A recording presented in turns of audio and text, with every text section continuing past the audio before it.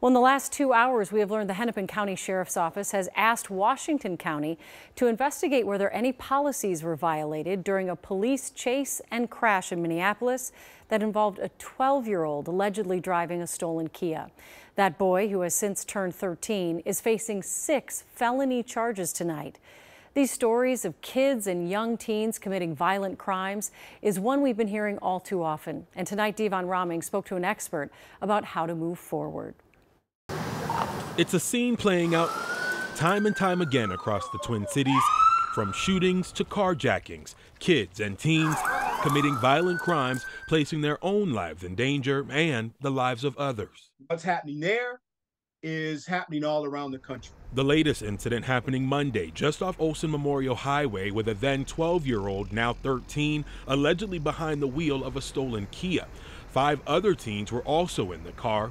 The 13-year-old now facing 6 felony charges, from criminal vehicular operation to fleeing police. There is a social element. David Thomas Right. is a forensic studies professor at Florida Gulf Coast University. As a law enforcement professional, when you see the headline, 13-year-old charged with 6 felonies, is that shocking to you?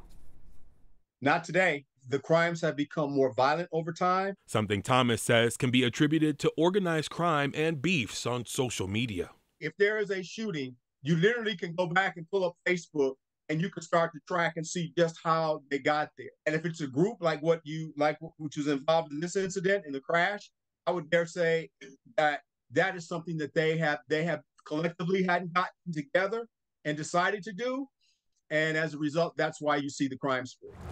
Leading to calls for a restructuring of the juvenile justice system nationwide, something Hennepin County Sheriff DeWanna Witt says is needed. I believe in prevention.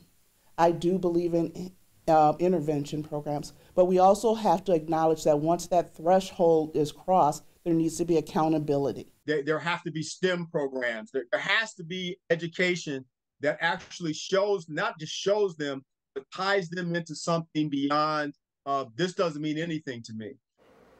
Now, Hennepin County Attorney Mary Moriarty and other leaders believe that Minnesota needs more places that can rehabilitate these young kids so they don't need to be sent to out-of-state programs or released without any interventions.